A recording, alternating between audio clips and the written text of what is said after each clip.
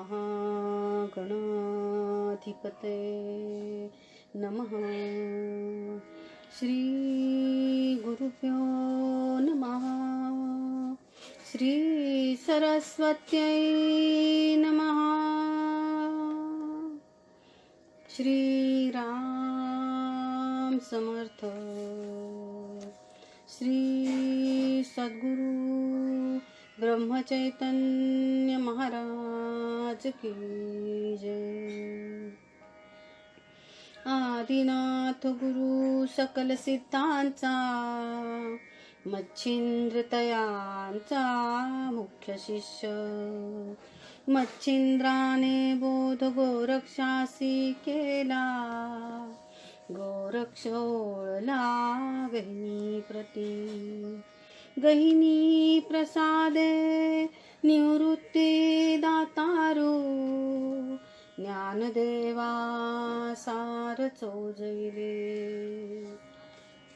अलंकापुरी पुण्यभूमी पवित्र.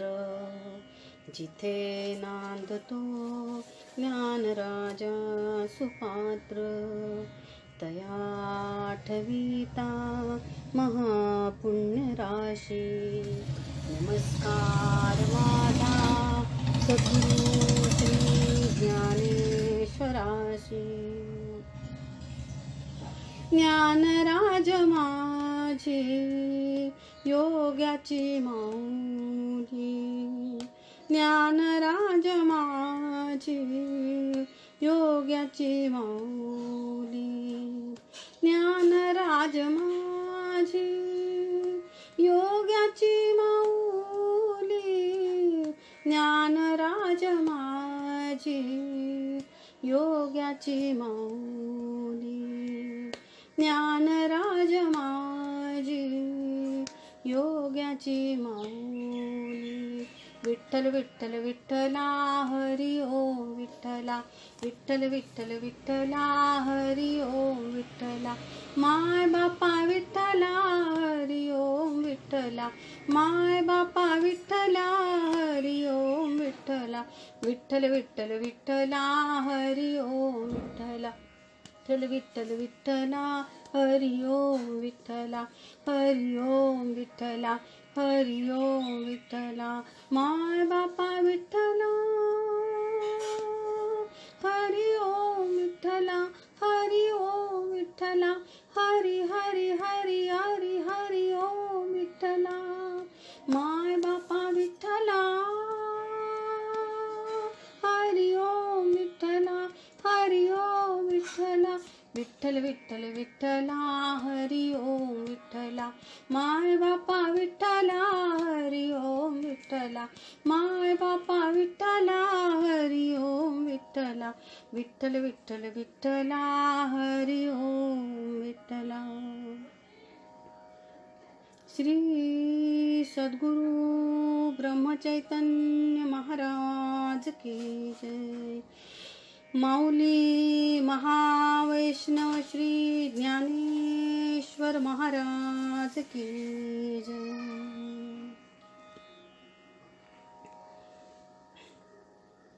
बाप रखुमा देवीवरून हा श्री ज्ञानदेवांच्या चरित्रावरील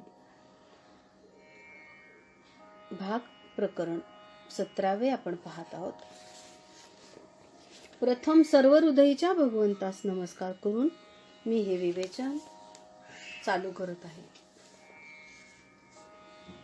सूर्या आगमना प्रकाशित करी. आरक्त देवी उषे येऊनी. जनजागृता हवनती यज्ञा करी पूजने. देवांची करीती जपे तप तसे होमास वेगायने. अग्नी इंद्र उपासना करीत ते बाह्य रूपाध्यायने.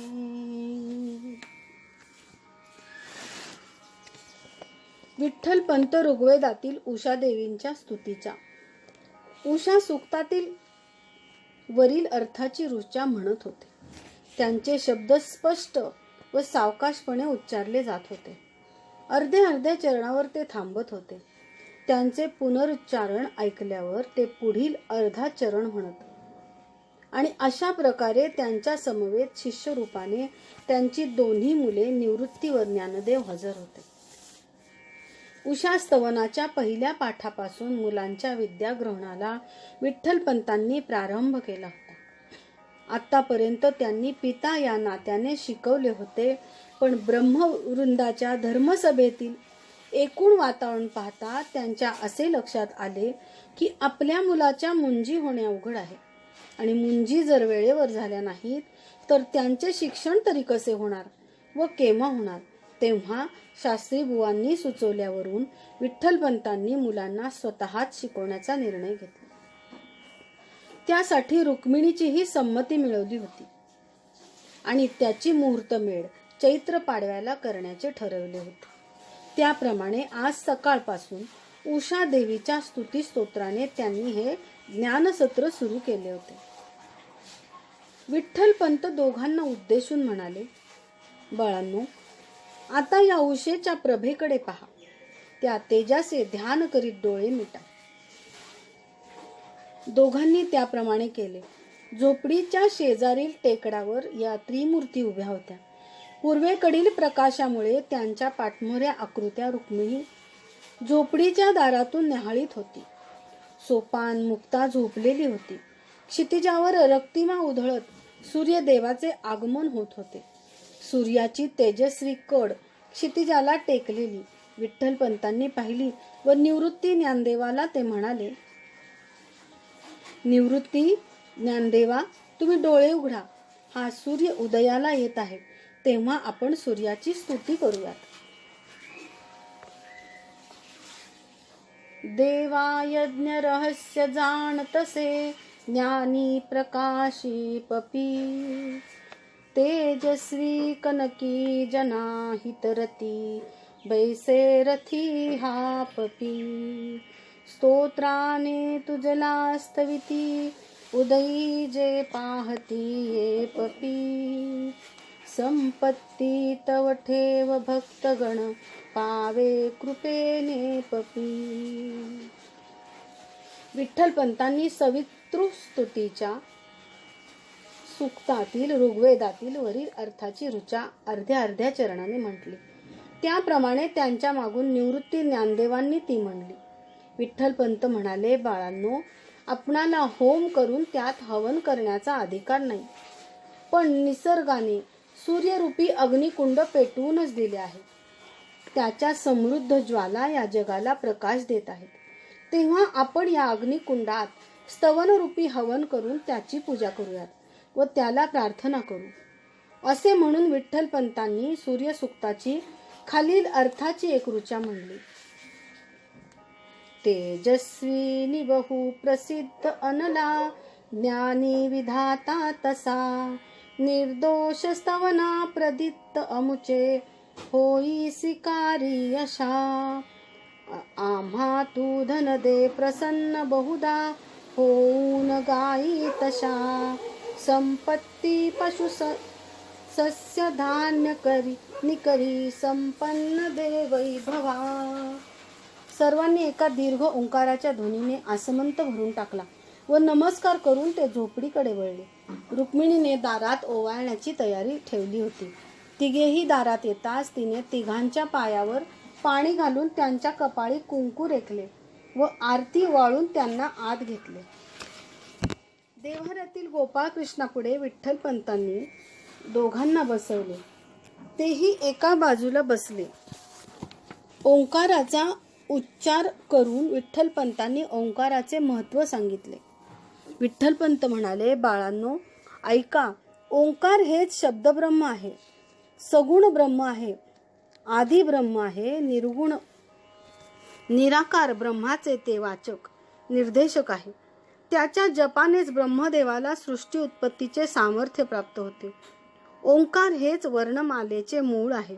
या ओंकारापासून सर्व वेद व मंत्र तयार झाले. म्हणून ओंकार हाच सर्व मंत्रांचा राजा आहे, सर्व श्रेष्ठ आहे. तेव्हा याची उपासना केल्यास, जप केल्यास सर्व सामर्थ्य प्राप्त होते. ओंकार हे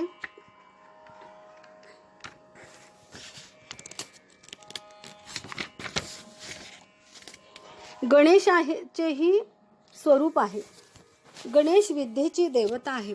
तेव्हा गणेश रूप ओंकाराचे प्रथम स्मरण करून आपण या पाठाला सुरुवात करू, असे सांगून विठ्ठलपंतांनी ओंकाराचे महत्त्व, श्रेष्ठत्व समजावून सांगितले. श्री गणेशाचे ओंकार स्वरूपही स्पष्ट करून सांगितले व शेवटी ओंकाराची उपासना त्यांना करावयास सांगितली. 2 घटका ओंकाराचा जप झाला. थोड्याच वेळात निवृत्ती ज्ञानदेव विठ्ठलपंतांच्या समोर येऊन उभे राहिले. विठ्ठलपंत म्हणाले, बसा निवृत्ती ज्ञानदेव. ओंकार या शब्दाचे दृश्य स्वरूप म्हणजे हे 4 वेद आहेत. त्यातील ऋग्वेद, यजुर्वेद, सामवेद 3 मुख्य वेद आहेत. पण त्याचबरोबर अथर्व मंत्रांना सुद्धा 4था वेद म्हणून मान्यता दिली गेली. सारांश रूपाने मी तुम्हाला ऋग्वेदाची माहिती देतो.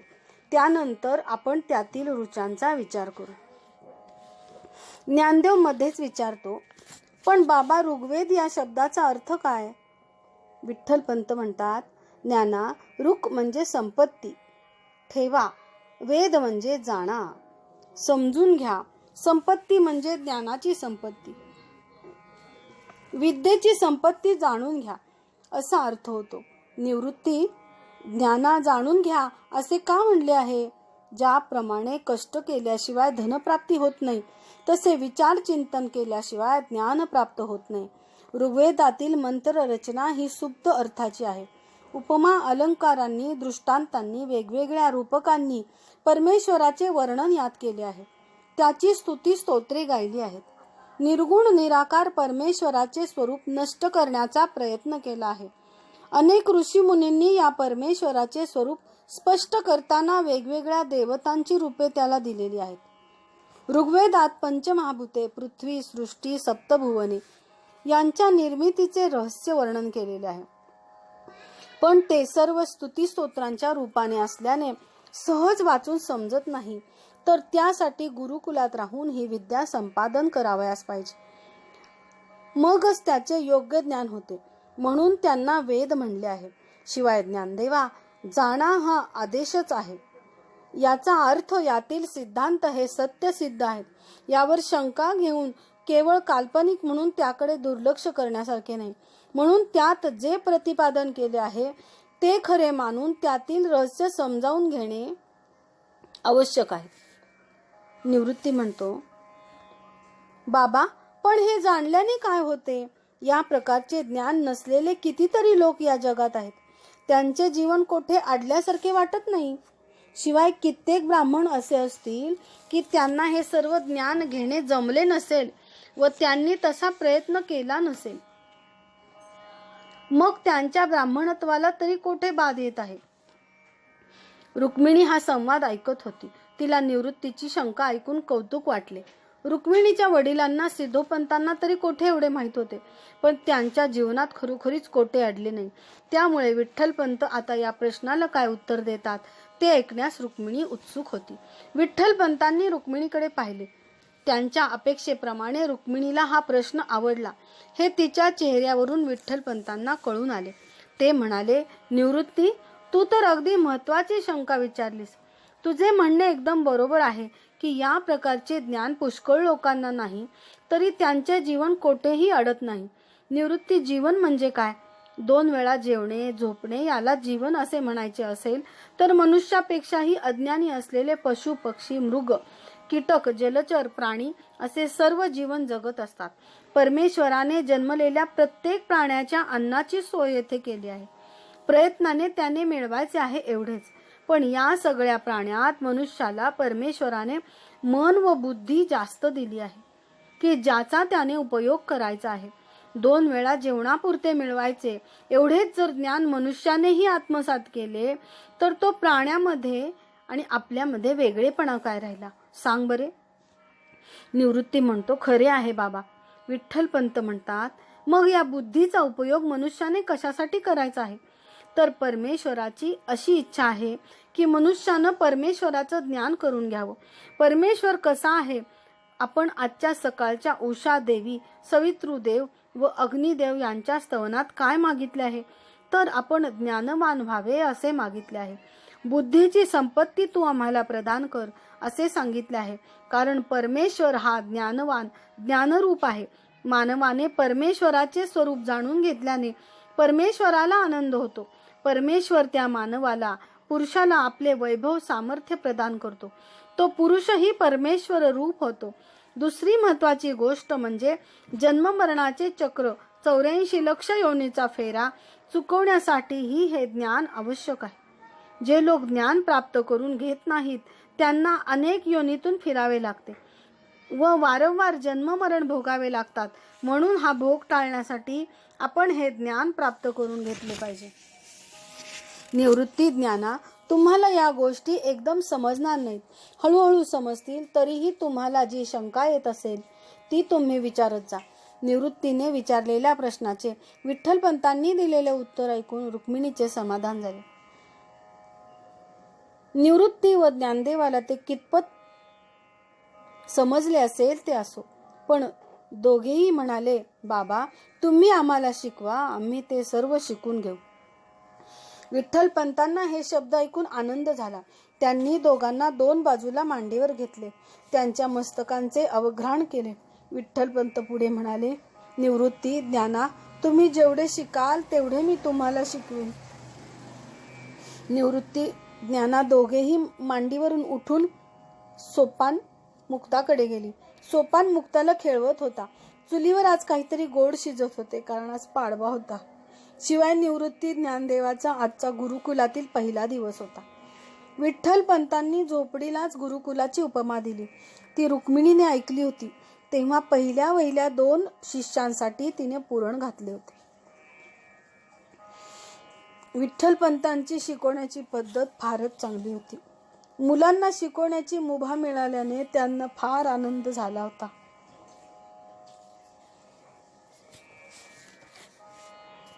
मुलांना स्वतःच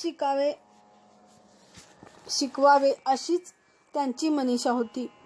म्हणजे योग्य संस्कार त्यांच्यावर करता येतील असे त्यांना वाटत होते.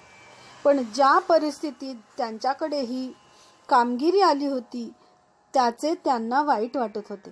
संन्यास आश्रमातून गृहस्थ आश्रमात प्रवेश केल्यामुळे समाजाने ज्या प्रकारे परिस्थिती उभी केली आहे व या समस्येतून मार्ग निघणे अवघड आहे याची जाणीव झाल्यामुळे विठ्ठलपंतांना आयुष्य जड झाले होते.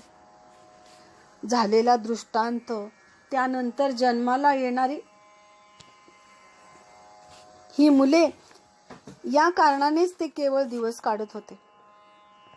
आता त्यांना अशी घाई झाली होती की जवळ असलेल्या ज्ञानाचे संक्रमण या 2 मुलात जितक्या लवकर होईल तितक्या लवकर करावे.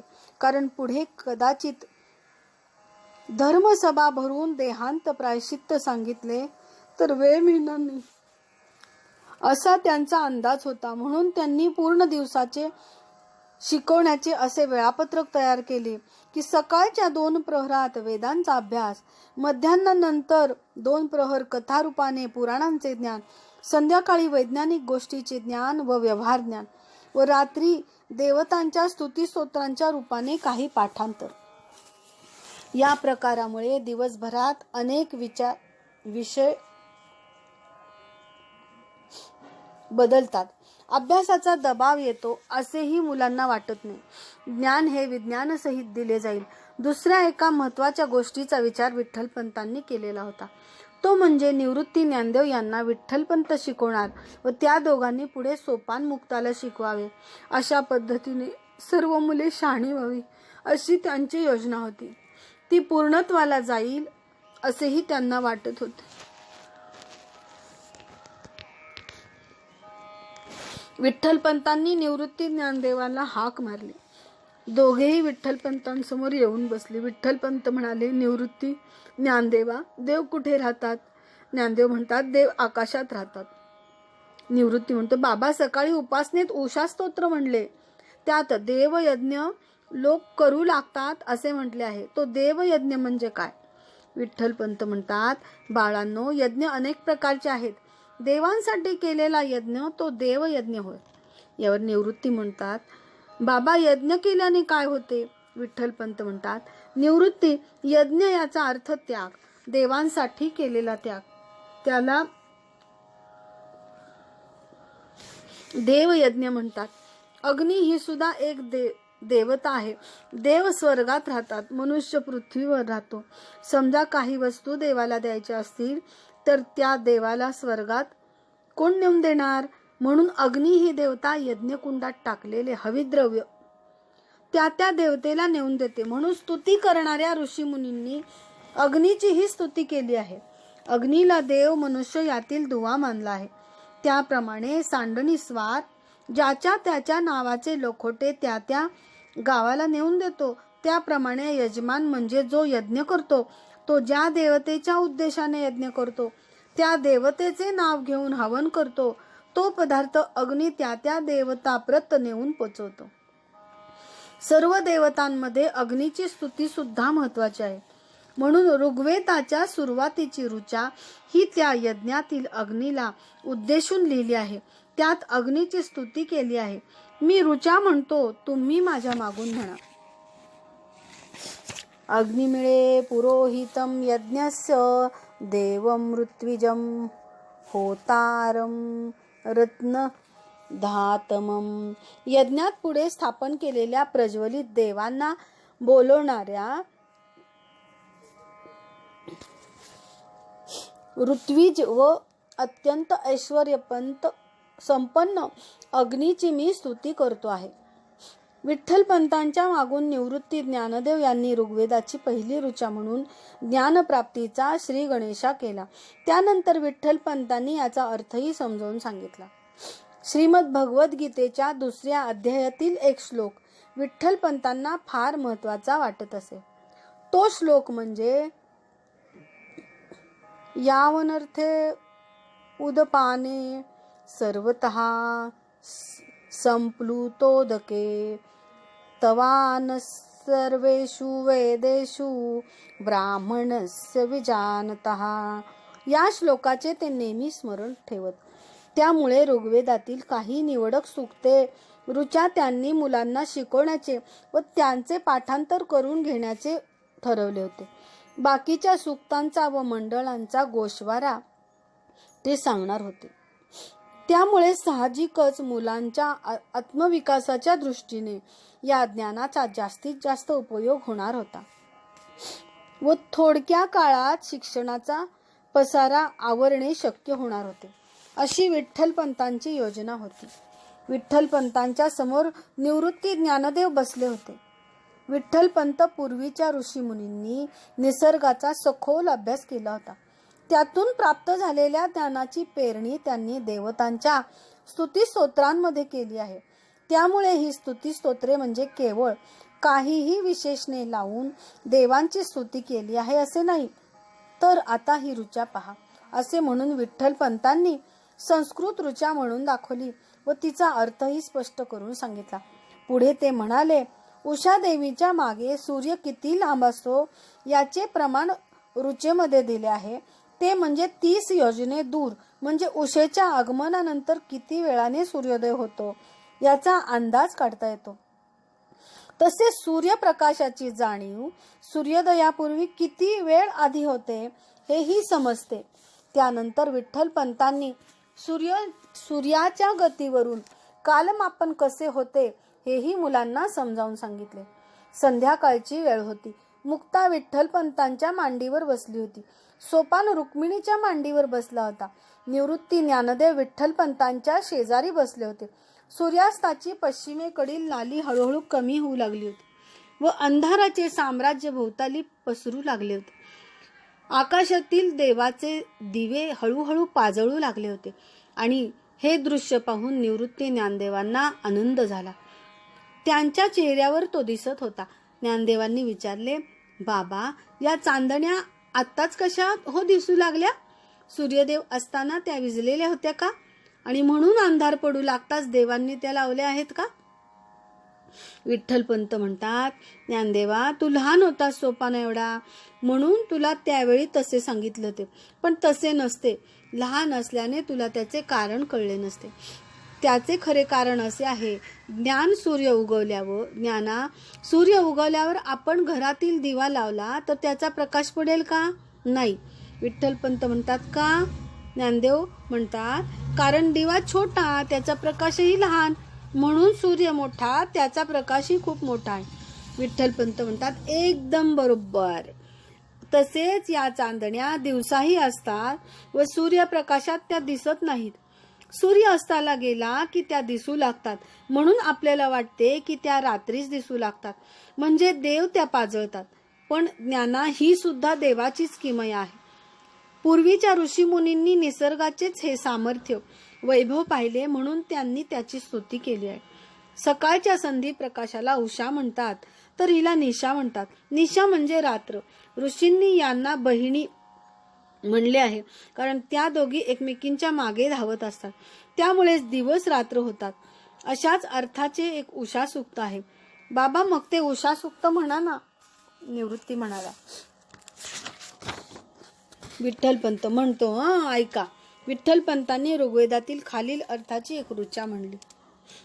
तेजो युक्त असे प्रभानी करिता, वर्णीय शुभ्रा उषा, सोडी ते जगता तमोमय तशी, कृष्णा ही रंगी निशा, धावोनी जगती क्रीडा भगिनिया, दोघी करुनी अशा, पाठोपाठ दिवा निशा जीवनिया, दे रंग होनी तशा.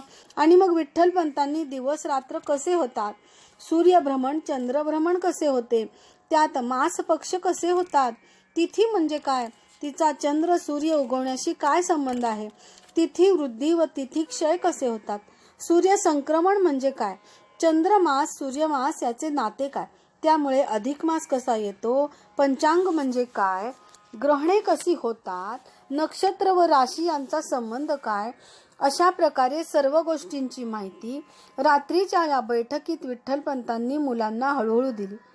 ग्रहणाची माहिती देत असताना ज्ञानदेवांना आठवले की क्षुद्र लोक ग्रहणामध्ये दान मागतात. ते म्हणतात, दे दान सुटे गिराण. हे आठवून ज्ञानदेवांनी विचारले, बाबा चंद्र सूर्य व पृथ्वी यांच्या गतीवर जर ग्रहण होते, मग दे दान सुटे गिराण, दान द्या मग ग्रहण सुटेल, असे का ते लोक म्हणतात. विठ्ठलपंत म्हणतात, ज्ञानदेवा, ग्रहण काळात दानधर्म करावा, कारण तो पुण्यकाल असतो व पुण्यकालात दानधर्म केला की जास्त पुण्य मिळते, म्हणून ते लोक दान मागत हिंडतात. पण त्यांच्या म्हणण्याचा अर्थ असा की दान लवकर करा, नाहीतर ग्रहण सुटेल व पुण्यकाल संपून जाईल, म्हणून ते संक्षिप्त रूप करून म्हणतात, दे दान सुटे गिराण. लक्षात आले. आणि मग संक्षिप्ती कारणाने कसा वेगळाच अर्थ लागला गेला होता याची गंमत वाटून सगळे हसले. निवृत्ती विचारतो, बाबा दान कोणी द्यावे व कोणी घ्यावे असे काही ठरले आहे का. विठ्ठलपंत म्हणतात, याबाबतचा जास्ती खुलासा मी गीतेचा 18वा अध्याय शिकवताना करील. आता एवढेच सांगतो की दान घेण्याचा अधिकार त्यांनाच आहे की ज्यांचे जीवन दानावर चालते.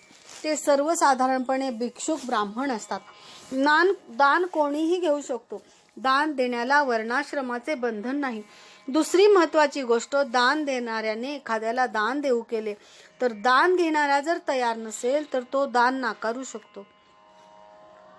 ज्ञानदेव म्हणतात, दान का नाकारतात. दान देणाऱ्याला पुण्य मिळते, दान घेणाऱ्याचे पुण्य जाते. त्यामुळे वस्तूला भाळून दानावर जगणारे लोक शेवटी अयोग्य गतीला जातात. म्हणून जे शास्त्र जाणतात ते दानावर जगत नाहीत. निवृत्ती म्हणतात, मग बाबा आपण तर दानावर जगत आहोत, मग आपले बरेच पुण्य गेले असेल, यामुळे लोकांना पुण्य मिळाले असेल. विठ्ठलपंत म्हणतात, होय निवृत्ती, आपण रोज भिक्षा मागून आपले जीवन चालवतो, त्यामुळे आपले जीवन चालवणाऱ्यांना पुण्य जरूर मिळते. आपण उद्यापासून भिक्षा मागायची नाही असे ठरवले तर काय होईल. निवृत्ती, आपद धर्म म्हणून एक पर्याय आहे. आपण वर्णाने ब्राह्मण आहोत, ब्रह्मकर्म करण्याचे ज्ञान आपल्याजवळ आहे, पण समाजाने आपला अधिकार काढून घेतला, यामुळे आपल्या उपजीविकेसाठी आपण ते करू शकत नाही. ब्राह्मणांनी आपत्काली इतर कोणताही व्यवसाय करावा. क्षत्रिय वैश्य शूद्र या खालच्या क्रमाने ब्राह्मण वृत्ती स्वीकारू शकतो, पण आपली परिस्थिती पाहता आपल्याला क्षत्रिय व वैश्यांची कर्मे करता येणार नाहीत. राहता राहिला शूद्र. ब्राह्मणाने सेवा करावी, पण ब्राह्मणांचीच सेवा करावी असे धर्मशास्त्र सांगते. मग आपली सेवा कोणता धर्म घेणार. तर कोणीही नाही, म्हणून ब्राह्मणाला भिक्षांदेही सांगितले आहे. ब्राह्मणांनी ब्राह्मणांच्या घरी भिक्षा मागावी, क्षत्रिय वैश्यांकडे कोरडी भिक्षा मागावी, शूद्रांकडून भिक्षा घेऊ नये असा दंडक आहे. भिक्षा जी मिळेल ती घ्यावी. भिक्षा वस्तूचा परिग्रह करू नये, म्हणजे साठवण करू नये. भिक्षा आवश्यकतेपेक्षा जास्त मागू नये. भिक्षा एका गृहीच नियमित मागू नये. 5 गृहापेक्षा जास्त गृही भिक्षा मागू नये. भिक्षा मिळालेल्या वस्तूतही देव, गोग्रास, जलचर यांचा भाग काढून मग उरलेल्यात भोजन करावे, असे नियम आहेत. या सर्व नियमांचे पालन आपण करतो. शिवाय ब्राह्मणाने जपजाप्य करून पुण्य मिळवावे किंवा मिळायला पाहिजे, तरच जाणाऱ्या पुण्याची भरपाई होत राहील. नाहीतर ब्राह्मणाने जर केवळ भिक्षेवर उपजीविका करून अन्य कोणतेच कर्म केले नाही, तर त्याला भिक्षा धर्माचाही दोष लागतो. एवढे सविस्तर उत्तर ऐकून निवृत्तीने जेव्हा मनामध्ये विठ्ठलपंतांच्या दिनक्रमाचा आढावा घेतला, तेव्हा त्याला कळून आले की त्यांनी जे सांगितले त्याप्रमाणे ते वागत आहेत. तेव्हाच निवृत्तीचे समाधान झाले. मुले झोपायला गेली. रुक्मिणी विठ्ठलपंत चंद्रप्रकाशाचा आनंद घेत बसून होती. रुक्मिणी कौतुकाने विठ्ठलपंतांकडे पाहत होती. तिच्या डोळ्यातून तो भाव प्रगट होत होता. तिच्याकडे पाहत विठ्ठलपंत म्हणाले, रुक्मिणी, काय पाहतेस अशी? रुक्मिणी म्हणते, तुमचे विषयी मला अभिमान वाटतो. विठ्ठलपंत म्हणतात, भिक्षेवर मुलांचे व तुझे पोषण करतो याचा अभिमान वाटतो तुला? विठ्ठलपंतांच्या या उत्तराने रुक्मिणी चमकते व ती घाईघाईने म्हणते, छे छे, तसे नव्हे. प्राप्त परिस्थितीत कसे जगावे हे तुम्ही मुलांना उत्तम शिकवता, याचा मला अभिमान वाटतो. विठ्ठलपंत म्हणाले, रुक्मिणी, मुले वयाने लहान आहेत, पण समजुतीने फार मोठी आहेत आणि हुशार आहेत. संन्यास आश्रमातून गृहस्थ आश्रम हा विषय मी त्यांना आत्ताच सांगितला नाही. तेही मी त्यांना सांगणार आहे. त्यांना आपल्या परिस्थितीला समाज कारण आहे हे त्यांना जाणवता कामा नये. नाहीतर त्यांच्या मनात समाजाविषयी द्वेष निर्माण होईल व त्याचप्रमाणे आपणही म्हणजे मीही कारण नाही हेही त्यांना समजले पाहिजे. नाहीतर ते माझाही द्वेष करू लागतील. त्यांना सर्व सत्य परिस्थितीची कल्पना देऊ, मगच त्यांना ठरवू दे की कोण दोषी आहेत, कारण तसे ते बुद्धिमान आहेत. म्हणून मी तो विषय आता टाळला आहे. रुक्मिणी म्हणते, मला सर्व लक्षात आले आहे, म्हणूनच मी म्हणते ना की मला तुमचा अभिमान वाटतो हो. विठ्ठलपंत म्हणतात, बस तो पहा, तो चंद्र ऐकेल. चला जाऊन झोपा, मला थोडा जप करू द्या. रुक्मिणी उठली आणि आत गेली.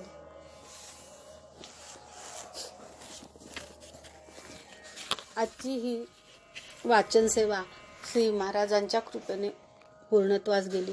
ती त्यांच्या चरणी अनन्य भावे शरणागतीने समर्पित करून आजची ही वाचन सेवा इथंच थांबवते. ज्ञानराज माझी योगाची माऊली, ज्ञानराज माझी योगाची माऊली, ज्ञानराज माझी योगाची माऊली, ज्ञानराज माझी योगाची माऊली, ज्ञानराज माझी योगाची माऊली. विठ्ठल विठ्ठल विठ्ठला हरी ओम विठ्ठला, विठ्ठल विठ्ठल विठ्ठला हरी ओम विठ्ठला, माय बापा विठ्ठला हरी ओम विठ्ठला, माय बापा विठ्ठला हरी ओम विठ्ठला, विठ्ठल विठ्ठल विठ्ठला हरी ओम विठ्ठला, विठ्ठल विठ्ठल विठ्ठला हरी ओम विठ्ठला, माय बापा विठ्ठला हरी हरी हरी हरी ओम विठ्ठला, माय बापा विठ्ठला हरी हरी हरी हरी ओम विठ्ठला, विठ्ठल विठ्ठल विठ्ठला हरी ओम विठ्ठला, माय बापा विठ्ठला हरी ओम विठ्ठला, माय बापा विठ्ठला हरी ओम विठ्ठला. विठ्ठला विठ्ठल विठ्ठल विठ्ठला हरी ओम विठ्ठला विठ्ठल विठ्ठल विठ्ठला हरी ओम विठ्ठला विठ्ठल विठ्ठल विठ्ठला हरी ओम विठ्ठला विठ्ठल विठ्ठल विठ्ठला हरी ओम विठ्ठला माय बापा विठ्ठला हरी ओम विठ्ठला माय बापा विठ्ठला हरी ओम विठ्ठला विठ्ठल विठ्ठल विठ्ठला हरी ओम विठ्ठला हरी ओम विठ्ठला हरी ओम विठ्ठला समाधी पाहता समाधान होते तनु कष्टवी त्यासी आनंद देते मनी भाविता कामना पूर्ण होती नमस्कार त्या ब्रह्मचैतन्य मूर्ती श्री सद्गुरु ब्रह्मचैतन्य महाराज की जय माऊली महावैष्णव श्री ज्ञानेश्वर महाराज की जय सब संतन की जय पंढरीनाथ भगवान की जय जय जय रघुवीर समर्थ